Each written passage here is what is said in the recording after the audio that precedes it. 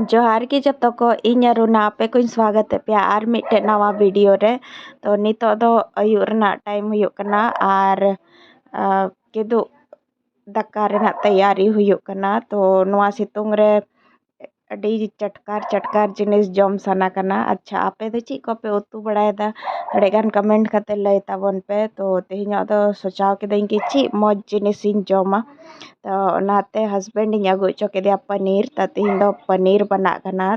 पनीर दो बनाव लगे दो बार लेका प्याज इन गे लेदा मिटन दो ना हलवा को बन बनाव से आदो घिसो बन उनका और मिटन दो लटू लटू इन गे कदा। तो उनका दो ओना लगे इन गे केदा इन खा रासे थोड़े गान गाढ़ा गाढ़ा हुयु। तो नोंडे दो इन प्याज इन भुंजो दा और पनीर को दो बांग फ्राई कते ओना दो ललो दारे थोड़े गान इन चाडो कदा। इटा खा पनीर मौज की सॉफ्ट सॉफ्ट बना और नो आइनल पे प्याज दो इन दो गोटाड़ गी तहेयन तिया और आइमा दम उनका इन साथे हुई बड़ाव कना उनका गी प्याज इन इका का। तो नवा उडुक घड़ी बान लो हिंग लोयना तो उडुक किदाኝ और नवा दो गे कते ना और हिंग डालाव के गी और सुनुम दो बा अड्डी कम गिंग डालाव कदा। तो फिर नितो नवा प्याज इन भुंजवा और नुई नते रे ñele पे कमी कोड़ा कमी गड़ो वइन कनाय किचन रे और हमेशा के मतलब कमी गड़ो बड़ावnya जहाँ तीन रे इन किचन रे तहनोन रे। तो तीना बर्तन को तहे कान तिया सनाम सरियो कते दोहो कतिंग कनाय और नते नो अंडे प्याज इन लोहो कदा आलू होइन फ्राई कतिंग दोहो कदा। और सब्जी रे लगाव लगी नॉय नॉ मसाला इन तैयारी कदा। मसाला दो ची हो बांग ना दो डेली वाला मसाला करना ससंग को मरीच को और अंते किचन किंग और मेना गरम मसाला बस इनगी दारे घोराव कतिंग दोहो कदा। फिर नवा आलू इन नितो इन लगाव केदा आलू और प्याज मौज ते आइमा घड़ी इन भुंजवा इन खा आलू नित रगे बोले इसिन ठिको तिंग। तो आइमा घड़ी नवा और ढक्कन लगाव लगाव कतिंग भुंजवा।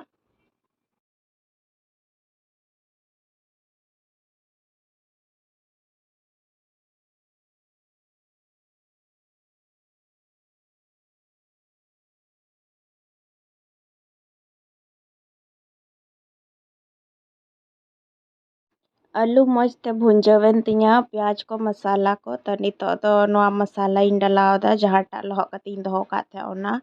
और नितो दो नवा साथे आरो 5-10 मिनट आलू इन भुंजवा इन खा आलू तिना बांग इसिन कना ओना हो इसिन ठिकुआ और मसाला हो मौज ते भुंजा। तो नवा हो ढकना ढकना तगिंग इसिना।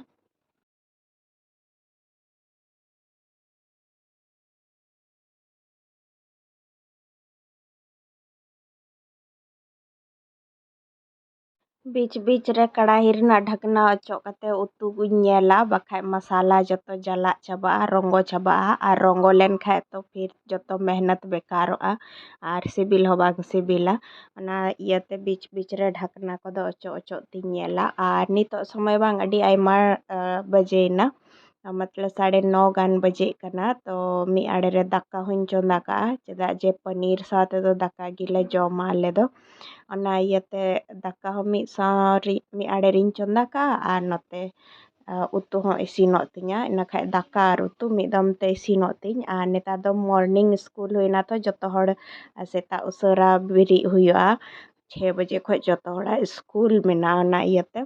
तो उसरा उसरा इन दाकाय जहाँ तिना उसरा उसरा मेना बांग इना गी लेट इदिया।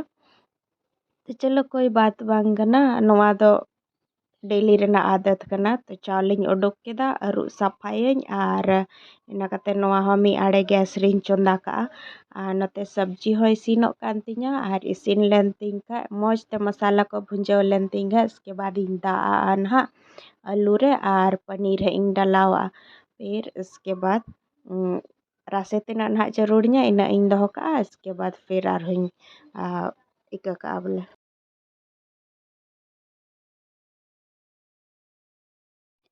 सब्जी रे दाग दोኝ दुल दा मेनखान सब्जी दो मौज बांग ᱧᱮᱞᱚᱜ ᱠᱟᱱᱟ ᱚᱱᱟ ᱤᱭᱟᱹᱛᱮ ᱪᱮᱫᱟᱜ ᱡᱮ ᱱᱚᱣᱟ ᱨᱮ ᱠᱟᱥᱢᱤᱨᱤ ᱞᱟᱞ ᱢᱤᱨᱪ ᱵᱟᱹᱧ ᱰᱟᱞᱟᱣ ᱞᱮᱫᱟ ᱛᱚ ᱪᱟᱵᱟᱣ ᱟᱠᱟᱱ ᱛᱤᱧᱟ ᱚᱱᱟ ᱤᱭᱟᱹᱛᱮ ᱛᱚ ᱪᱮᱫ ᱤᱧ ᱪᱤᱠᱟᱹᱭᱟ ᱵᱤᱴᱨᱩᱴ ᱪᱩᱠᱟᱱᱫᱟᱨ ᱚᱱᱟ ᱜᱷᱤᱥᱟᱹᱣ ᱠᱟᱛᱮ ᱠᱟᱹᱴᱤᱡ ᱠᱟᱹᱴᱤᱡ ᱜᱮᱫ ᱠᱟᱛᱮ ᱚᱱᱟ ᱨᱤᱧ ᱰᱟᱞᱟᱣᱟ ᱤᱱᱟᱹ ᱠᱷᱟᱡ ᱠᱟᱞᱟᱨ ᱢᱚᱡᱽ ᱠᱚ ᱦᱤᱡᱩᱜᱼᱟ ᱱᱚᱜᱼᱚᱭ ᱧᱮᱞ ᱯᱮ ᱛᱤᱱᱟᱹᱜ ᱢᱚᱡᱽ ᱠᱟᱞᱟᱨ ᱦᱮᱡ ᱮᱱᱟ ᱮᱠᱫᱚᱢ ᱨᱮᱰ ᱨᱮᱰ ᱛᱚ ᱛᱮᱦᱮᱧᱟᱜ ᱫᱟᱠᱟ ᱫᱚ ᱟᱞᱮᱭᱟᱜ ᱫᱚ ᱱᱚᱜᱼᱚᱭ ᱱᱚᱝᱠᱟ ᱜᱮ ᱛᱟᱦᱮᱸ ᱠᱟᱱᱟ ᱪᱟᱣᱞᱮ ᱫᱟᱠᱟ ᱟᱨ आलू और पनीर उतु तो वीडियो पे कुसिया खाई लाइक पे शेयर पे और चैनल पे नवा खाई चैनल दो सब्सक्राइब गो का पे तो अब बन नापामा और मिटे नवा